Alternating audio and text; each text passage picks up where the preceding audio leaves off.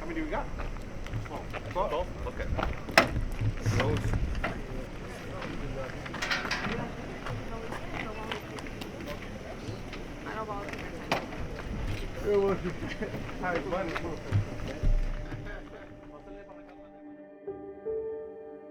This growing lie of a crisis along our border communities, rooted in hate and in racism, is beginning to create a dark culture of who is worthy of being seen and loved and who is not. Father Manuel Ibarra, St. Anne's Church, Deming. Located 30 miles from the Mexican border, this small desert town of 14,000 sports a poverty rate more than double the national average. It's easy then to understand a conservative perspective when dealing with questions of immigration in Deming, those apprehensive individuals whose utmost concern is caring for their veterans, their seniors, and their residents, those calling for a wall.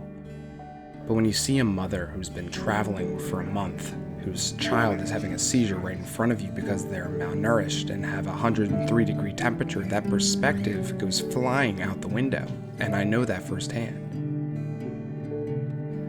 24 hours after local authorities were told that over 200 migrants were simply released into the community, Chris Bryce, who is Deming's jail warden along with the Deming Fire Department, rallied together and completely converted this World War II plane hangar into a fully operational humanitarian center.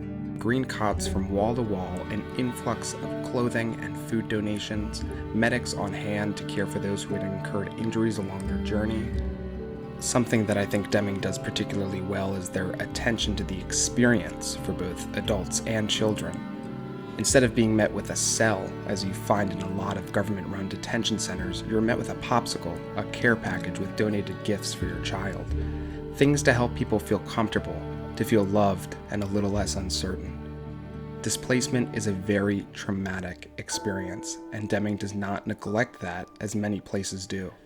This mother was separated from her son at the border and had no idea where he was.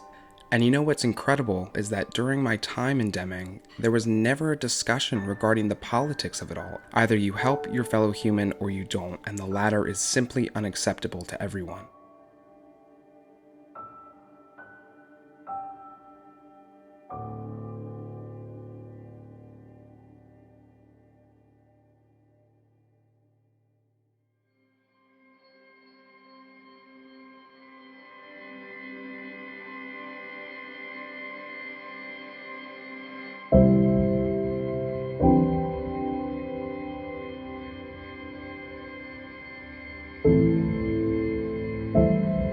Save the Children, which is an international humanitarian group, set up a child-friendly space in Deming.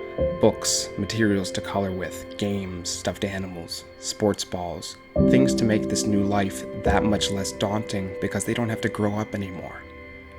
There's this massive misconception that these individuals are here illegally, that they are here simply for better work or financial gain, and that's simply not the case. For starters, these people have all filed for asylum. Under the Obama administration, there was this initiative called the Safe Release Policy, which processed asylum seekers and released them to friends or family or nonprofit organizations in the US where they would await a hearing. But that all changed under Trump. In October of 2018, Safe Release was disbanded, and we just started releasing migrants arbitrarily in several cities, including Deming. These individuals missed their homes.